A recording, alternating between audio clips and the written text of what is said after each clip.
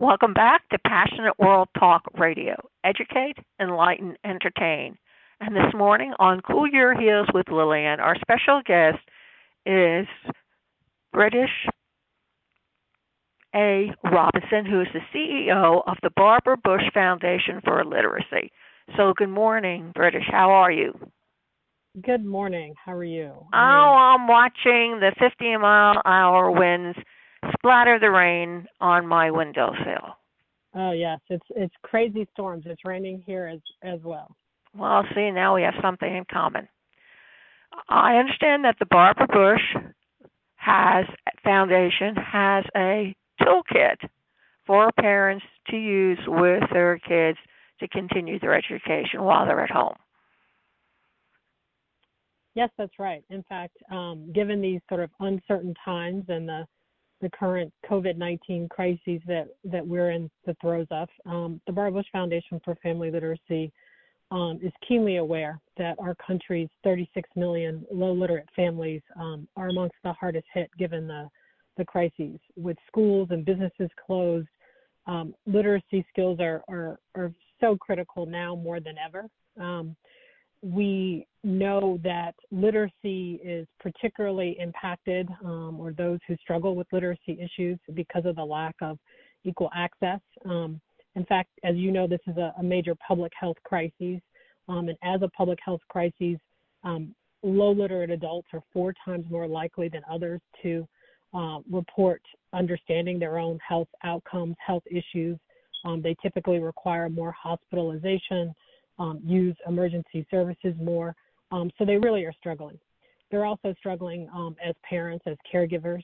We know that the number one determinant of a child's future academic success, outweighing all other factors, is the mother or parent's level of education.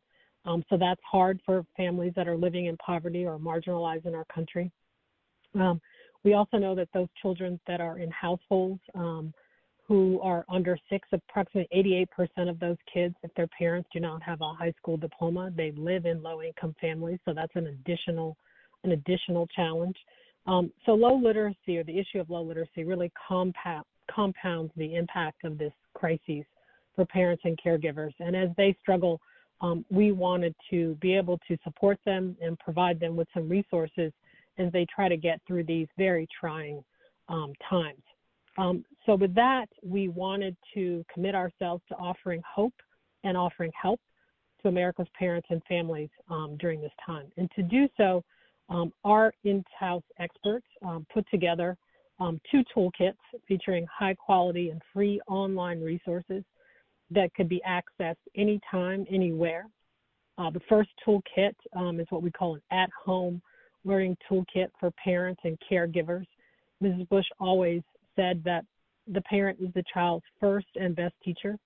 This toolkit was curated with that value in mind, to help parents in that role, to help them gain some confidence, and have a list of trusted, high-quality online resources that could help their children during this time.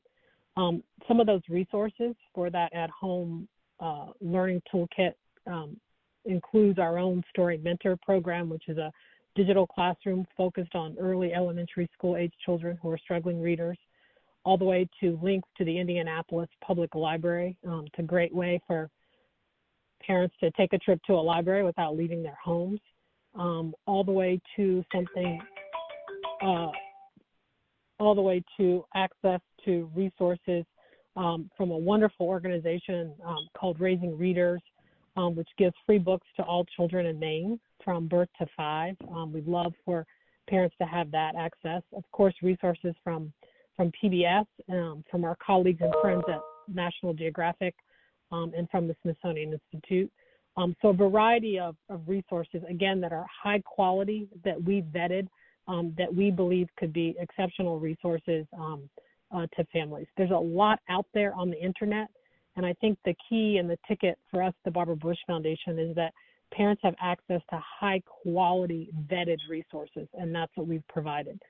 In addition to the parents and caregivers toolkit, we've created a toolkit for adult learners, for those parents or caregivers who are struggling readers themselves, who, as you know, are struggling right now to help their children with their takeaway homework. So we have some resources for them as well. Again, all of this is on our website at barbarabush.org, and you can just click on the link Learning Toolkit for adults or for caregivers. I hope that helps. But again, in these trying times, I think it's hard for parents and caregivers to navigate the world of all that's out there. There's a lot on the internet, and we wanted to offer some help and hope. Now, for families who do not have access to the internet, or can they still have access to some of these toolkits, whether it's through maybe the public library where they're going, or I guess most people do have cell phones. I don't know, but I know they're predicting that more than half of the students who are out of school right now will be educationally challenged and, in fact, lose a year because they don't have the discipline or the parents can remain at home to teach these kids. That's exactly right. So we know from data from the Telecom Association that majority of people, no matter how low income they are, they do have access to cell phones. So you are able to capture, to pull up links and things of that nature. I think there's a myth that low income people don't have cell phones, but something like 97% do actually have cell phones. And a number of school districts are trying to provide access to technology or give out free books. To your point, although some school districts can't do that, I know there's paper toolkits that are being picked up and provided to these kids.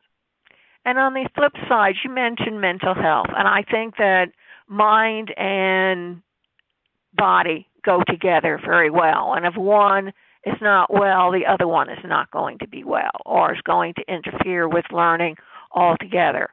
So what are some of the programs you are providing, or do you provide any programs to help these people who really feel trapped? I mean, they felt trapped before, but now they really are trapped. Right. We don't provide any services related to mental health. Again, we are a literacy nonprofit, so that's what we focus on. I think our concern, again, to offer help and hope is to get these resources and links out to folks, as well as to many of our partners on the ground. We have a broad and wide network across. We operate in all 50 states in the District of Columbia, and we have been able to get our toolkit out to our network, and we know that then they in turn will get it out to folks on the ground, so to speak. That sounds really good. So the kits then that you have provided should manage to keep a student at least current with what he or she is learning during the school year and possibly not have problems when they go back to school. So our toolkit is not a kit of curriculum for that particular child or that particular school or that particular grade. It's rather a resource toolkit that is supplemental across various issues, whether it be geography, a library, all the way to math or reading. There's supplemental resources cutting across sort of the various areas that the child would be learning around during their particular school year. That sounds very interesting. It is not a curriculum based. It is not a curriculum. I know my grandkids, their teachers connect with the parents at the beginning of each week, and they actually assign what the kids need to do and the projects they need to put together, and they encompass all the areas in which they would be taught should they be in school. And I know that my son is always looking for additional material to keep his kids in the right direction. And his kids he has older kids, which are teens, and then he has a little young one. Well, the young one isn't the problem, but the teenagers, he's having problems with them. Right. And trying to keep them motivated to complete their projects and to keep on moving forward. Mm-hmm. Now, for the information that you contain in these toolkits, do you take in any consideration for things that may be happening currently, like climate change or removing plastic from the ocean or anything of that nature?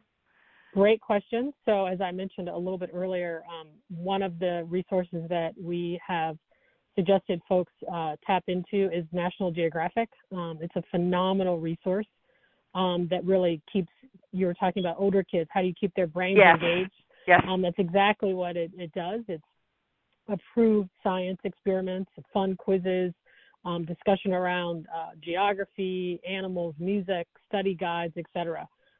So we're pleased that we have kind of a nice balance and a suite of various sort of resources that cuts across perhaps what a parent or child would need and across age groups as well. Again, we also have links to the Smithsonian Institute through their Learning Lab, where families can have access to millions of curated digital resources across the entire Smithsonian Institute, museums, research centers, libraries, and archives. So quite a bit there for older kids, but also spanning the broad area of education. I would like to add one more, if it's okay. NASA has put out a digital game to where you are virtual reality under the oceans, and they want to map all the remaining coral reefs in the world. And it goes from K to college, I understand. So you need to contact NASA and find out more about it, especially for the older kids, because they're scientists and oceanographers and the marine specialists and biology, and it really takes the kids or students into an underwater adventure in which they actually see what's operating down below the surface of the ocean. That's wonderful. Speaking of gaming and that activity, we also link to PBS.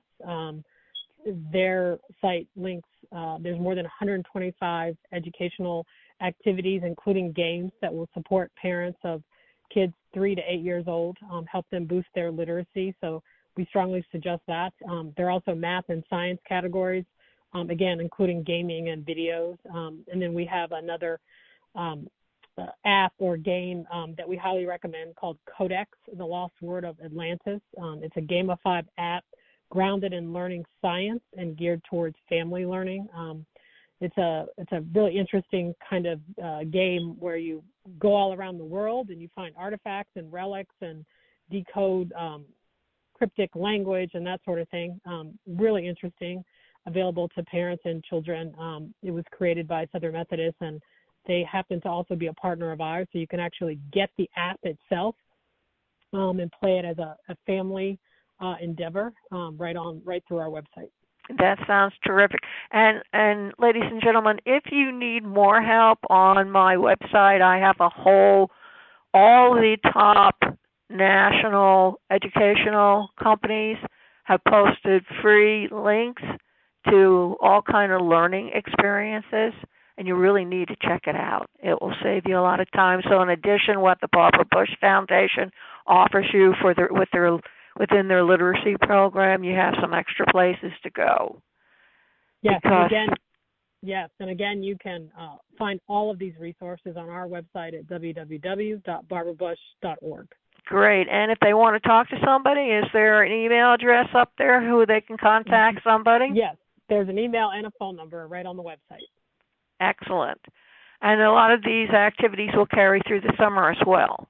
You bet. And we're hoping we update our list of resources every week. So there'll be additions to come, and we'll be looking to adding more resources available to families to help during the summer months, but also to prepare their children to go back to school as well. So stay tuned. That sounds terrific. So, British, do you have anything else you would like to add before we wrap it up? Nothing else to add. We just, again, are thrilled that we can, and honored that we can offer hope and help to millions and millions of families across the United States. And we just ask everybody to hang in there and keep reading and keep searching and keep looking. Thank you so much.